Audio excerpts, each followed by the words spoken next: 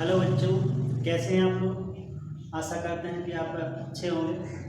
आज हम आपके लिए लेके आए हैं कक्षा 8 की गणित का हम आज शुरू करेंगे अध्याय नंबर 1 परिमेय संख्या। दोस्तों, परिमेय संख्या किसे कहते हैं हम उससे पहले जानेंगे कि प्राकृतिक संख्या किसे कहते हैं, पूर्ण संख्या किसे कहते हैं और पूर्णांक संख्या किसे कहते हैं। तब जाके हम आगे इसके जान पाएंगे कि परिमेय संख्या क्या कहलाती है। तो आइए देखते हैं कि प्राकृतिक संख्या किसे कहते हैं। तो 1, 2 और 3,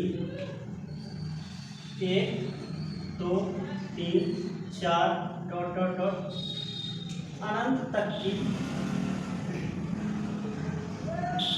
संख्या को हम प्राकृतिक संख्या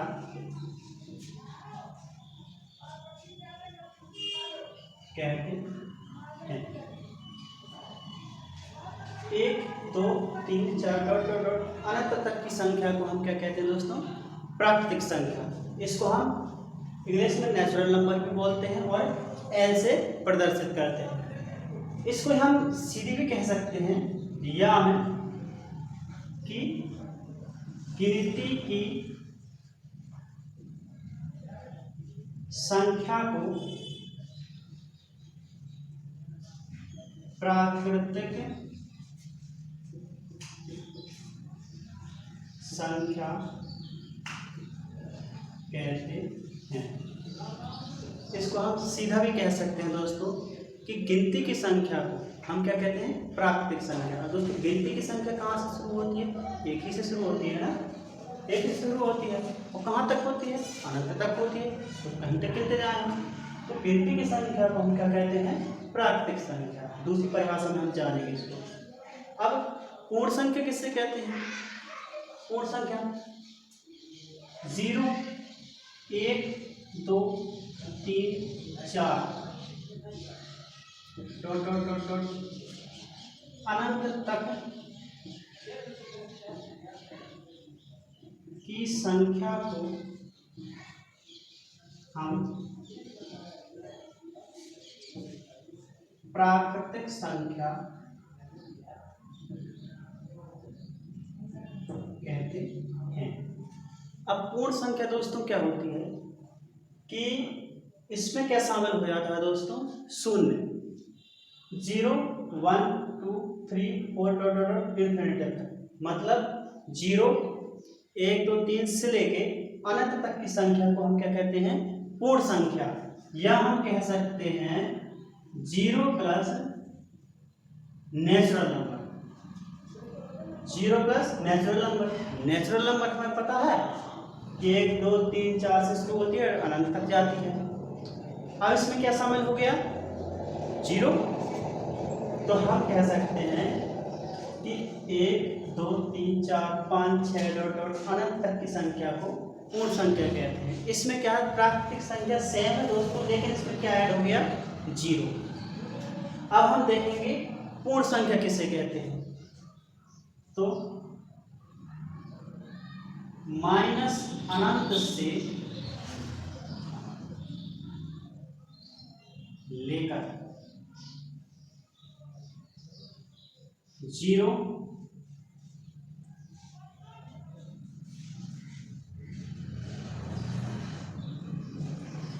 प्लस अनंत तक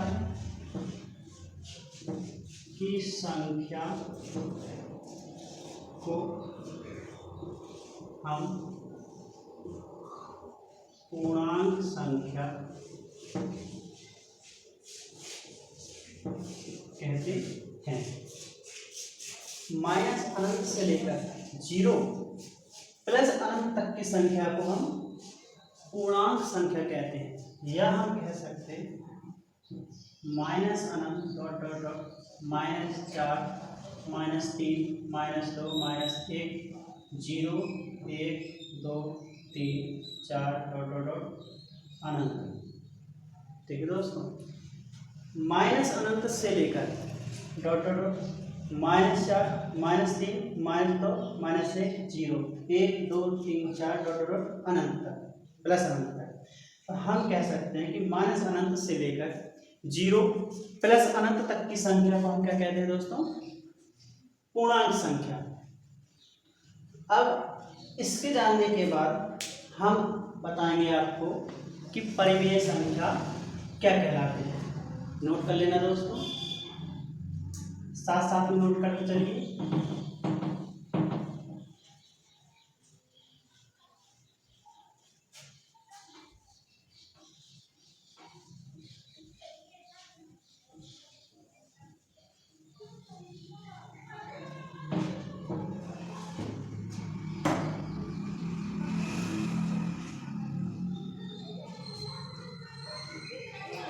अब देखेंगे दोस्तों परिमेय संख्या।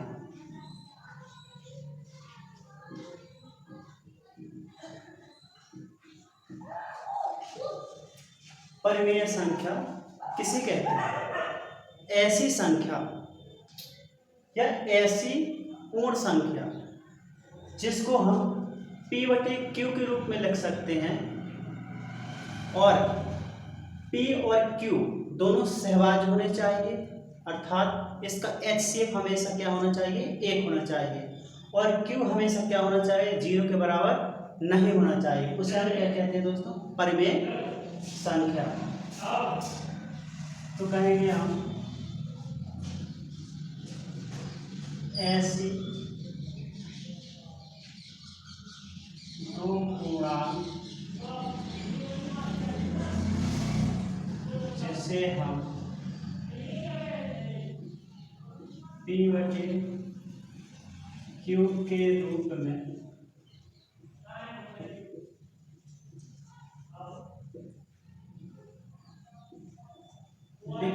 लिख सकते हैं,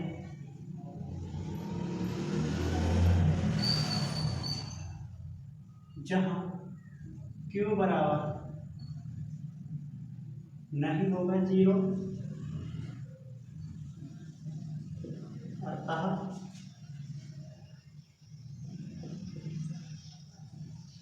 p व q का HCF हमेशा 1 है। ऐसी दो पूर्णांक जिसे हम p बटे q के रूप में लिख सकते हैं, जहां q बराबर 0 नहीं है, अतः p व q का HCF हमेशा क्या आता है? 1 आता है।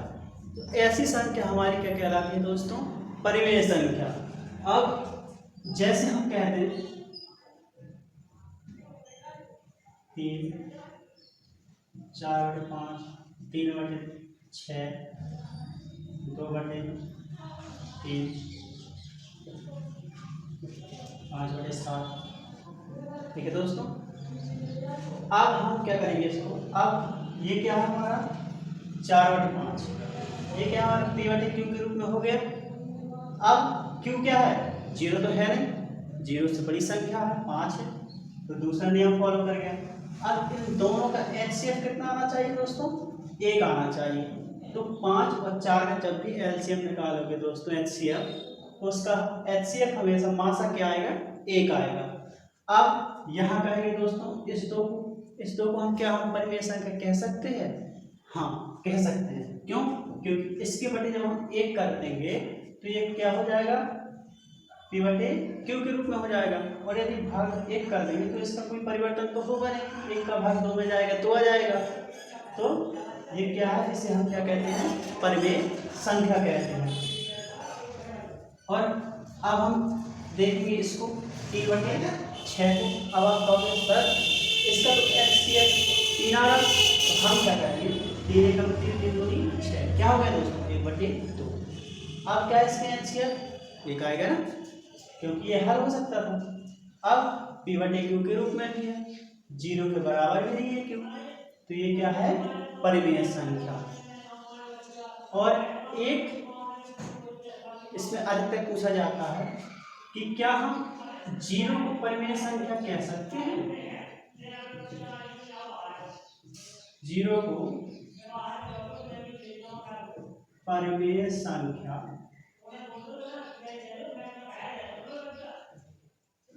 कह सकते हैं।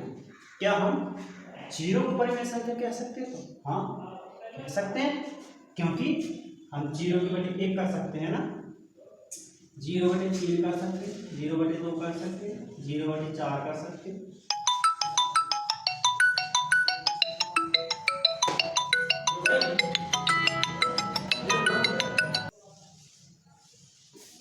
ठीक है दोस्तों, तो